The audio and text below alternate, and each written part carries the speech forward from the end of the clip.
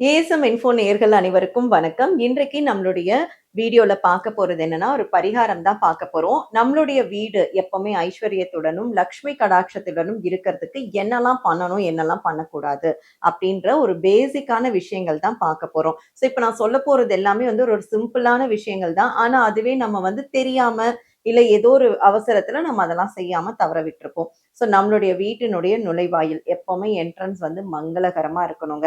So அந்த entrance பார்த்தாலே நம்மளுடைய லக்ஷ்மி வந்து அப்படியே ஆசையா நம்ம வீடு தேடி ஓடி வரணும். ஸோ அதனால எப்பவுமே என்ட்ரன்ஸ்ல நீங்க வந்து நல்லா கோலம் போட்டு இப்ப எல்லாரும் சொல்ற ஒரே விஷயம் நான் ஃப்ளாட்டு, ஃப்ளாட்டு, ஃப்ளாட்டு. ஃப்ளாட் வீடா இருந்தா கூட நீங்க தாராளமா கோலம் வந்து போடலாம். சின்ன சைஸ்ல ஒரு அழகா வந்து கோலம். அது பச்சரிசி மாவுலயோ, இல்ல கோல மாவுலயோ நீங்க கோலம் போட்டு, அந்த நிலைவாசல் படியில வந்து நல்லா மஞ்சள் பூசி, குங்குமம் வச்சு லக்ஷ்மிய வரவேறுங்க. பாசிட்டிவ் எனர்ஜி அப்பதான் உங்களுடைய வீட்டுக்குள்ள உள்ள வரும். அதே மாதிரி உங்களுடைய பூஜை அறை எப்பவுமே சுத்தமா இருக்கணும். நீட்டா இருக்கணும். சிலர் பூஜை அறைலாம் பார்த்தா வந்து ரொம்ப அப்படியே அழுக்கு படிஞ்சு, ஒட்டடையோட இருக்கக்கூடிய பூஜை அறைகள கூட நானே பார்த்துருக்கேன். ஸோ அந்த மாரியான பூஜை அறைகள் நம்ம வச்சுக்க கூடாது. நம்மளால என்ன ஃபோட்டோஸ் ஒரு 2 ஃபோட்டோ வச்சா கூட அத கிளீனா வச்சுடுங்க.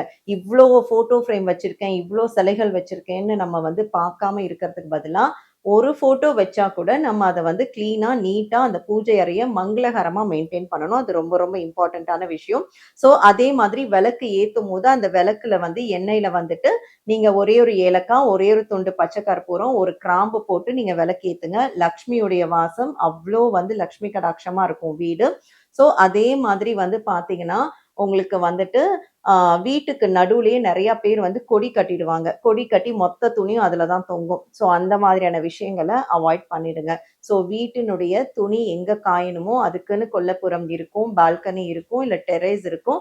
அங்க தான் இந்த விஷயங்கள நீங்க பண்ணணும். ஸோ அதே மாதிரி நம்மளுடைய கேஷ் பாக்ஸ். நம்மளுடைய பீரோ வந்து பார்த்தீங்கன்னா, அந்த பீரோ ஓப்பன் பண்றது வந்து வடக்கு பக்கமா பார்த்து நம்மளுடைய டோர் ஓப்பன் ஆகுற மாதிரி இருக்கணும். ஸோ அத நோக்கி நம்மளுடைய பணப்பெட்டியும் நம்ம வந்து வச்சுக்கணும். இந்த மாரியான விஷயங்கள ஃபாலோ பண்ணணும். முக்கியமானது என்னன்னா தண்ணி. ஸோ தண்ணி வந்து எ நெறைய பேரோட வீட்ல வந்து பைப் ஓப்பன் பண்றது, அத நம்ம சரியா க்ளோஸ் பண்ணாம வந்துருவோம் அவசரத்துல. இல்ல பைப்புடைய லீக்கேஜ் இருக்கும். பைப்பு தானே லீக் ஆகுதுன்னு கீழ ஒரு பக்கெட் வச்சுட்டு வந்துருவோம். அது பாட்டுக்கு தண்ணி சொட்டு சொட்டு நெறஞ்சிட்டு இருக்கும்.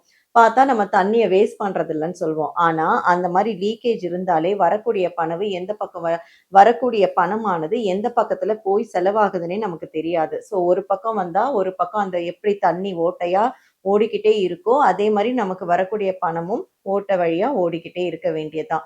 ஸோ அதனால நம்மளுடைய பைப்பு வந்து எங்கேயுமே தண்ணி லீக்கேஜ் ஆகாம பார்க்கறது முக்கியமான பரிகாரம். ஸோ இதெல்லாம் நீங்க வீட்ல மெயின்டெயின் பண்ணீங்கன்னா, நம்மளுடைய வீட்ல எப்பவுமே பண பற்றாக்குறை இல்லாம ஐஸ்வர்யத்தோட வாழலாம்.